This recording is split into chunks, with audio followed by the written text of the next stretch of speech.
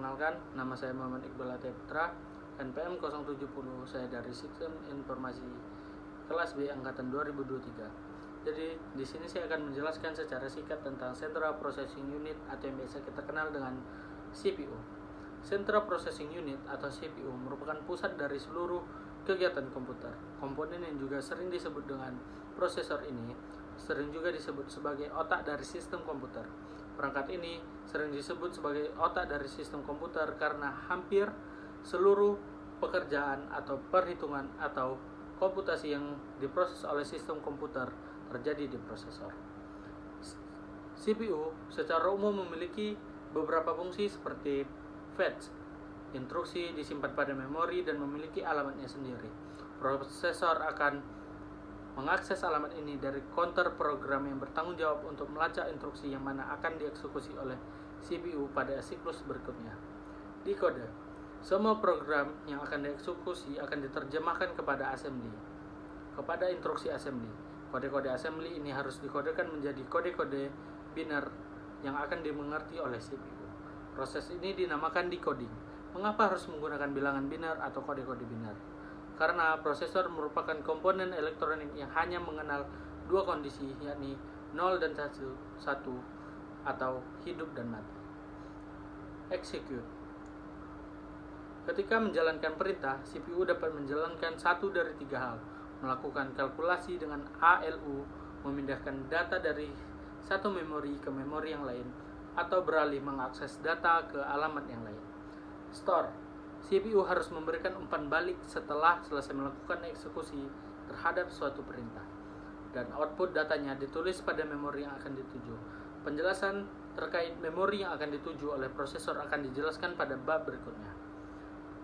CPU memiliki beberapa komponen di dalamnya, yakni control unit berfungsi mengarahkan arus aliran data di dalam prosesor.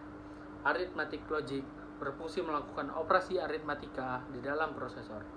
Memory management berfungsi mengatur memori yang digunakan ketika prosesor sedang beroperasi.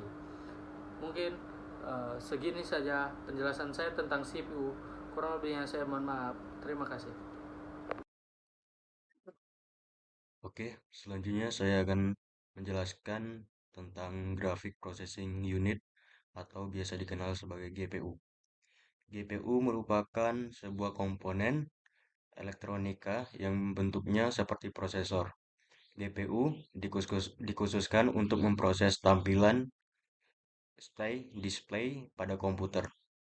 GPU biasanya digunakan untuk merender gambar, animasi, dan video pada layar komputer. GPU pada umumnya terletak pada kartu VGA di dalam chipset maupun di dalam motherboard, bahkan bisa berada di dalam CPU. Fungsi GPU sendiri yaitu fungsi utamanya adalah memproses dan menghasilkan grafika yang ditampilkan pada layar komputer atau perangkat lainnya. Ini termasuk rendering 2 dimensi dan 3 dimensi, animasi, dan efek visual. Struktur GPU.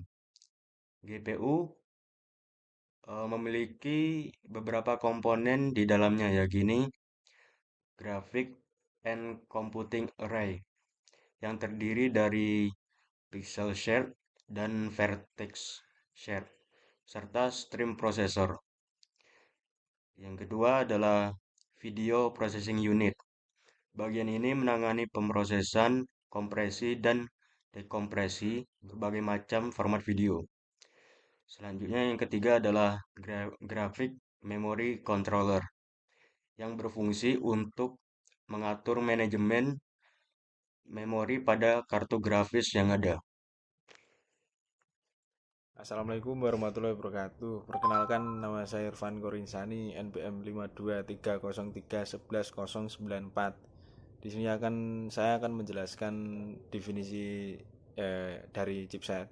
Oke, yang pertama, definisi chip adalah dalam sebuah sistem komputer, chipset merupakan rangkaian dari beberapa komponen elektronik yang dikemas menjadi satu dalam bentuk IC. Kata chipset diberikan karena komponen ini merupakan kumpulan dari banyak chip-chip yang dijadikan satu atau dalam satu set sehingga dinamakan chipset. Yang kedua adalah fungsi chipset. Chipset ini berfungsi adalah untuk manajemen aliran data dari proses memori dan perangkat preparel yang lain. Untuk yang ketiga ada struktur chipset, yaitu chipset biasanya ditemukan melekat pada motherboard. Chipset di dalam motherboard terbagi menjadi dua, ini not bright. Fungsinya adalah untuk menangani komunikasi bus yang sifatnya cepat atau data transfernya lebih tinggi, seperti prosesor dengan memori, prosesor dengan VGA, atau dengan display. Yang kedua, short bright, fungsinya untuk menangani komunikasi yang transfer datanya membutuhkan bandwidth yang relatif kecil. Contohnya seperti input output dengan keyboard, mouse, printer, dan lain sebagainya. Sekian dari saya. Wassalamualaikum warahmatullahi wabarakatuh. Nah, oke teman-teman, perkenalkan nama saya Gago Fajar Udayana, NPM saya 52303111065. Oke, di sini saya akan melanjutkan ke poin yang berikutnya tentang pemrosesan data. Nah, di sini saya akan membahas tentang microcontroller.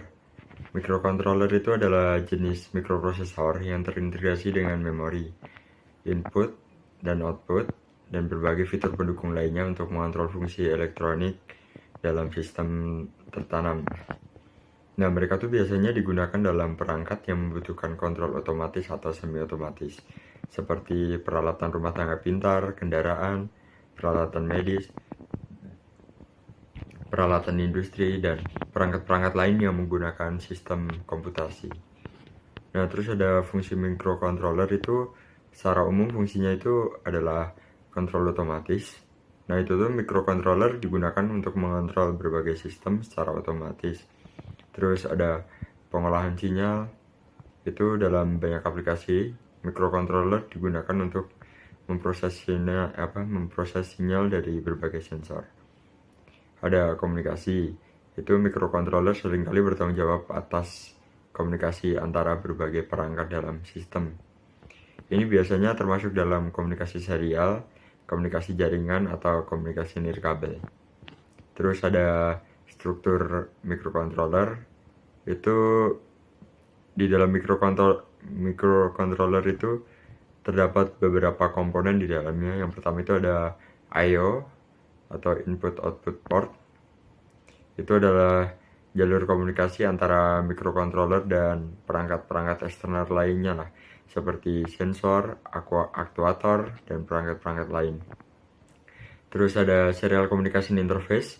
Itu microcontroller seringkali dilengkapi dengan berbagai antarmuka komunikasi yang memungkinkan berkomunikasi dengan perangkat-perangkat eksternal seperti sensor, modul nirkabel, atau perangkat lainnya.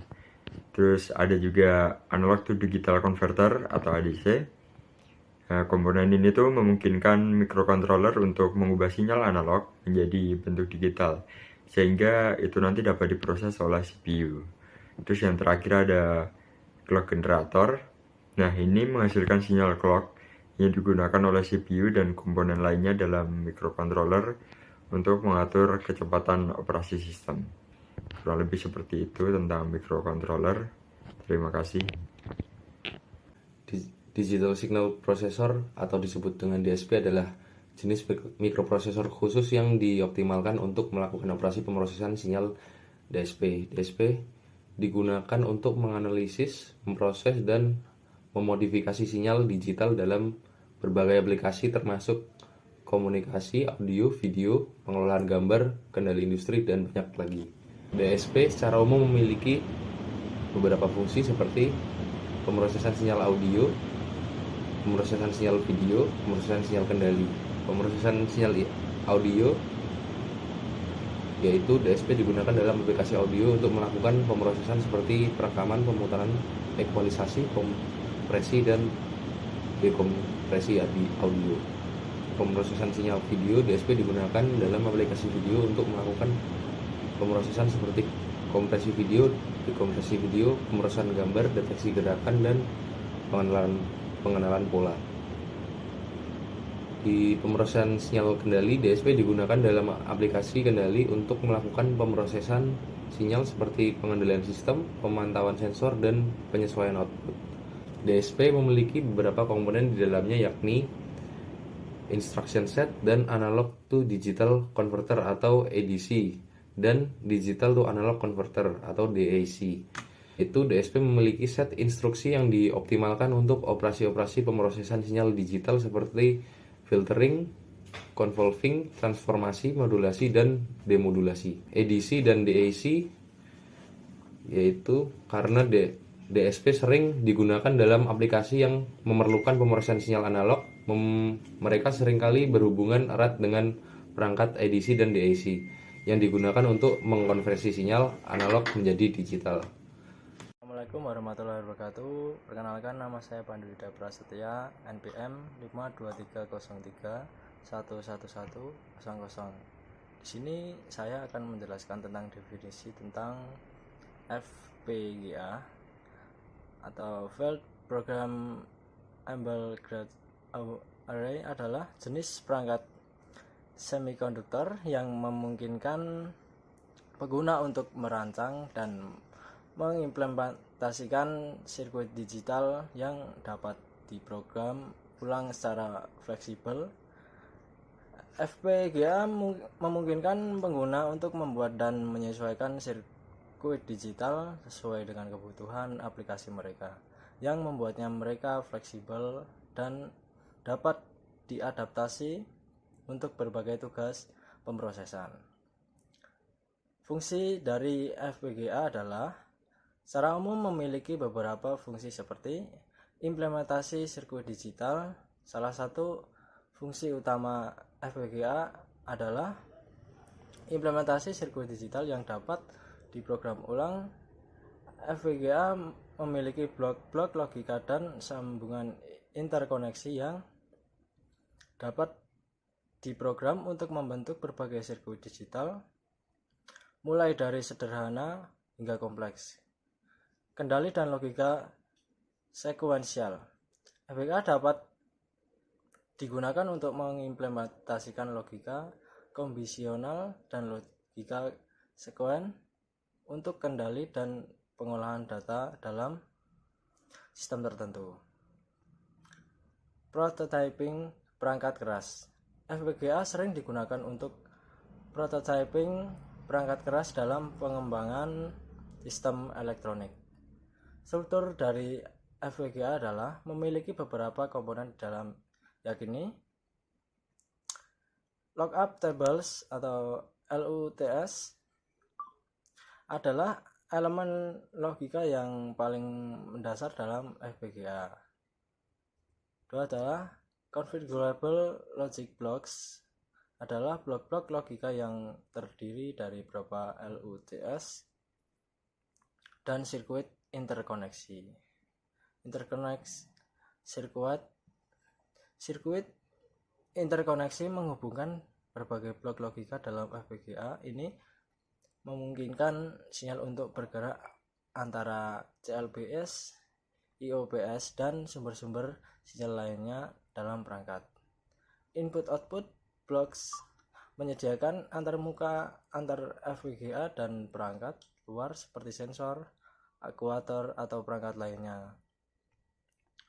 Digital Clock Managers adalah khusus dalam FPGA yang digunakan untuk menghasilkan sinyal clock internal yang sesuai dengan kebutuhan aplikasi.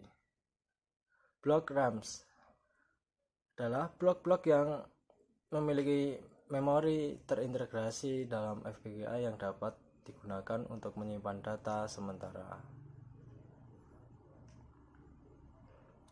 Di DSP block, beberapa FPGA dilengkapi dengan blok DSP khusus yang dioptimalkan untuk pemrosesan sinyal digital. Configuration memory menyimpan konfigurasi FPGA yang menentukan sistem dan koneksi sirkuit dalam perangkat. Yang berikutnya, GTAG atau Joint Task Action Group interface digunakan untuk mengatur dan memprogram FPGA melalui jalur pengujian yang tersedia. Sekian dari saya. Oke.